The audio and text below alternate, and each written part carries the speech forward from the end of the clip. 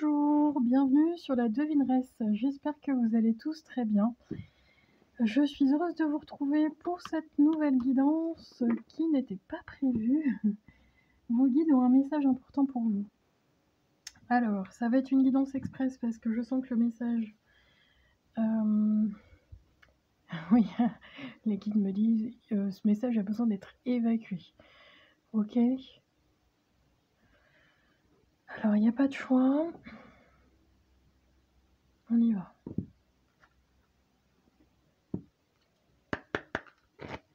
Je sens dans vos énergies des blocages notamment en lien avec votre vie sentimentale, votre vie affective. J'entends le manque également. Ok, alors on y va. Quel est le message important pour vous de la part des guides? Il y a besoin de nettoyer quelque chose, de prendre conscience de quelque chose. Il y a un blocage dans vos énergies. Mais, ouais, c'est ça. C'est quelque chose qui est bloqué pour l'instant dans vos énergies et qui n'est pas encore amené à votre conscience. Donc, on est bien sûr sur des schémas, ça peut être des schémas répétitifs,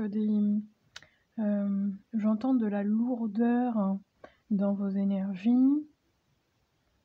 C'est ça. Alors, je ne sais pas dans quel domaine, moi, on me le donne plus sur un lien affectif et émotionnel. Vous sentez que ça bloque, vous sentez que ça ne bouge pas, vous sentez que vous essayez, mais rien n'y fait. Ok?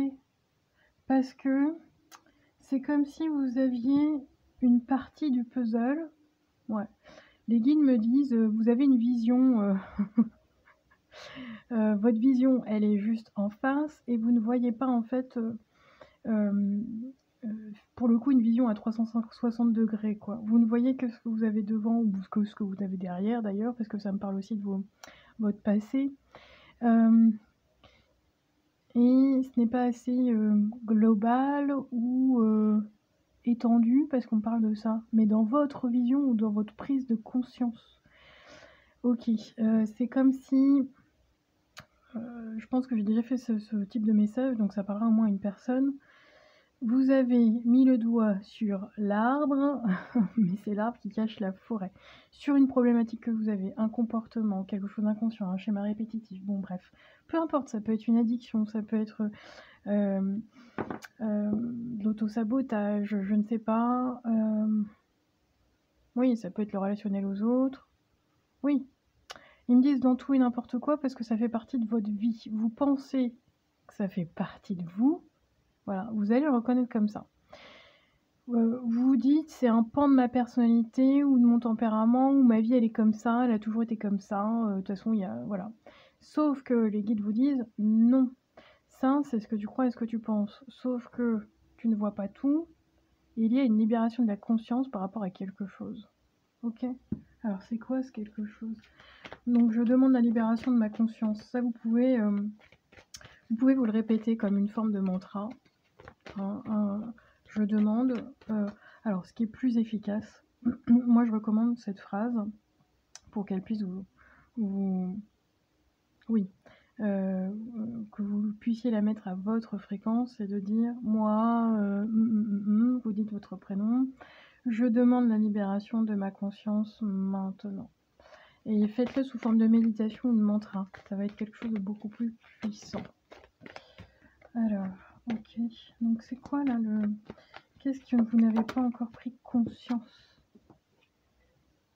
C'est ça, ouais, ok. C'est pas facile.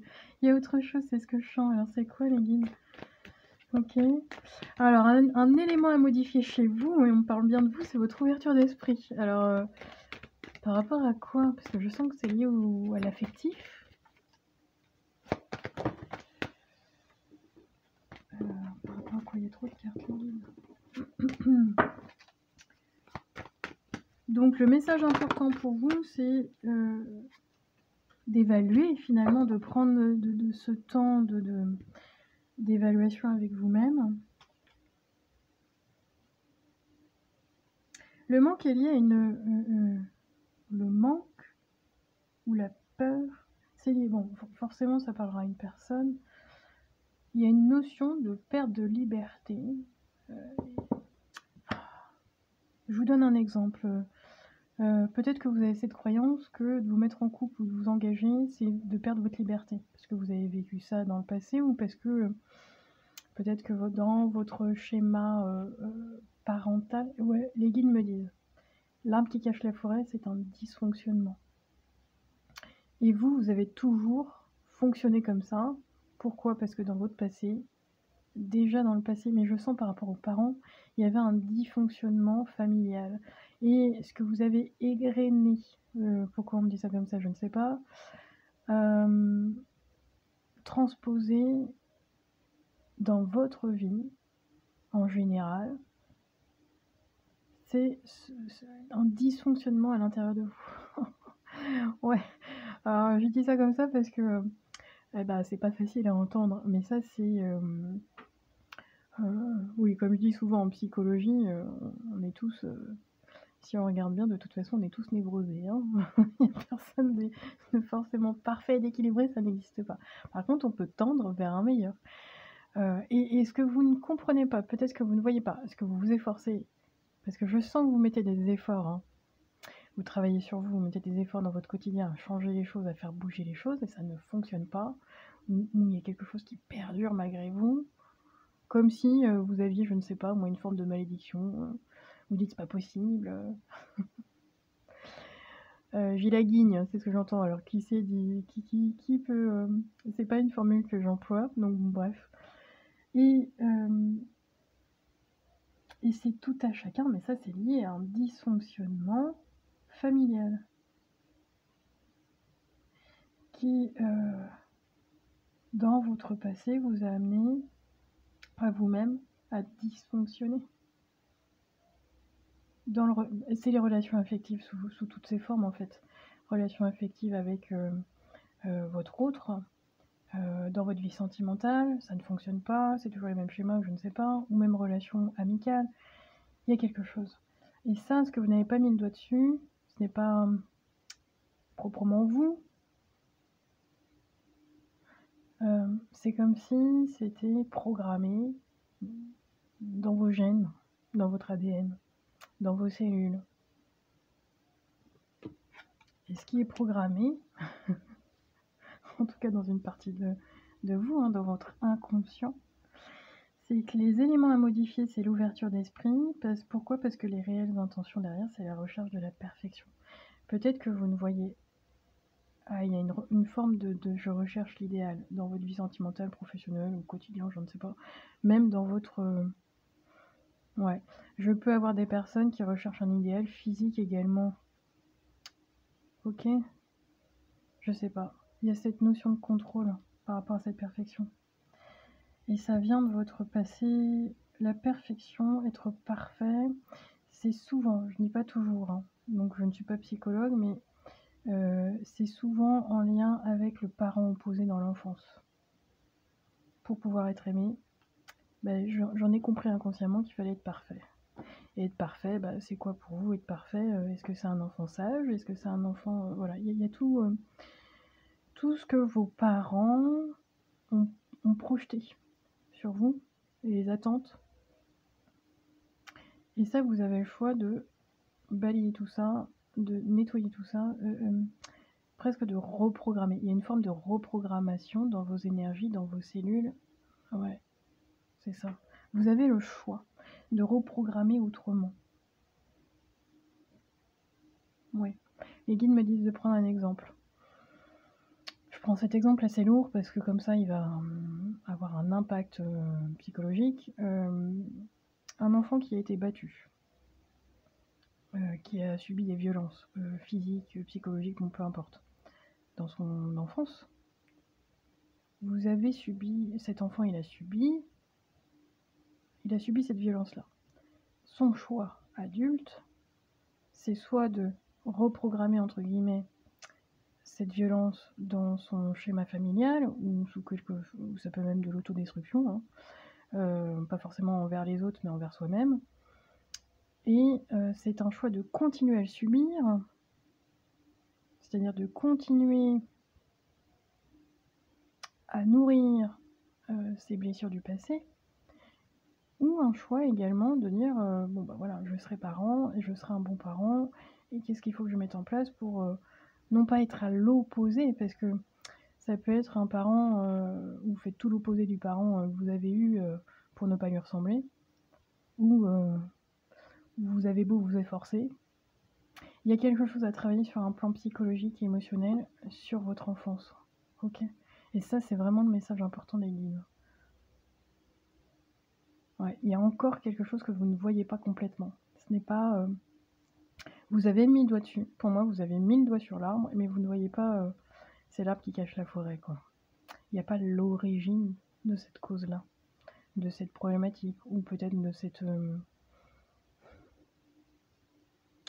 d'un comportement que vous mettez au quotidien qui est plutôt nocif ou plutôt négatif par rapport à vous, et vous mettez pas le doigt dessus complètement, parce que je sens que vous avez envie de changer, vous avez envie d'apporter le meilleur pour vous, pour les autres. Enfin, moi, il y a cette notion-là. Vous avez de toute façon cette conscience-là, qu'on peut pas être parfait, mais malgré tout, ça bloque. Ok? Ouais, c'est ça. C'est d'arriver en fait à cette pleine conscience. En fait, pourquoi je dis tout le temps en fait, je ne sais pas. Vous avez gardé des charges émotionnelles qui se sont accumulées énergétiquement, psychologiquement, émotionnellement, dans votre corps physique également. Donc allez peut-être voir un praticien en micro-kiné, kinésiologie, ça fonctionne très bien. Bon, peu importe quelle pratique vous allez, quel outil vous allez apprendre, vous allez quelqu'un qui va vous accompagner et vous aider dans cette dynamique-là. C'est de passer des éléments à modifier, c'est j'ai mon ouverture d'esprit pour regarder réellement, pour prendre conscience réellement à l'intérieur de moi, ce qui ne fonctionne pas, ce qui dysfonctionne, voilà. Cette recherche de perfection, à qui elle appartient finalement? Est-ce qu'elle est bien à vous, cette recherche de perfection? Et pourquoi elle est présente dans vos énergies? De vous libérer de ça pour arriver finalement à une pleine conscience. Vous passez je n'arrive pas à avoir cette ouverture de conscience, cette ouverture d'esprit, de la libération de ma conscience vers une pleine conscience. Même à modifier votre quotidien. Ça résonnera pour une personne, on me parle de slow life. Bien sûr que ça va à un contresens de cette société de consommation, de toujours faire plus, de vouloir faire plus, d'avoir plus, enfin plus là. Et alors que on me parle de la pleine conscience de ralentir, finalement de faire tout l'inverse. Voilà, donc ça c'est le message important de vos guides pour aujourd'hui. Ça parlera au moins à une personne parce que cette guidance, elle était absolument pas prévue, c'est venu me happer. Donc voilà. Et c'est important, je prépare toujours mes... Voilà, ce que je... Comment je pourrais vous dire ça? Mon... je trouve pas mes mots. Ma préparation, voilà, avant la guidance, la préparation, elle n'est pas anodine. C'est-à-dire que je choisis la petite déco, les petits trucs, là, en fonction de ce que les guides me disent. Et là, on est venu vraiment porter sur, finalement, les matryoshkas, les poupées russes. Elles ont une origine bien distincte, c'est, voilà, on va à l'intérieur, donc du petit enfant, donc elles représentent toutes vos couches, en fait. La femme, la mère, l'amante, l'enfant, la jeune fille, l'ado, bon, peu importe. Jusqu'à vous, l'enfant intérieur, le fœtus, mais également la représentation de votre moi, de votre lumière, de votre moi intérieur. Ok? Bon.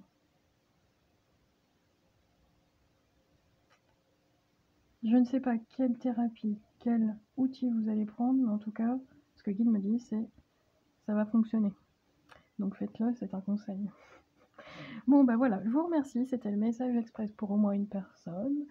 Merci de liker, de partager, de commenter si ça vous a vraiment, si ça a résonné en fonction de votre situation, pour faire vivre la chaîne. Et n'oubliez pas, prenez soin de vous. À très bientôt. Ciao, ciao!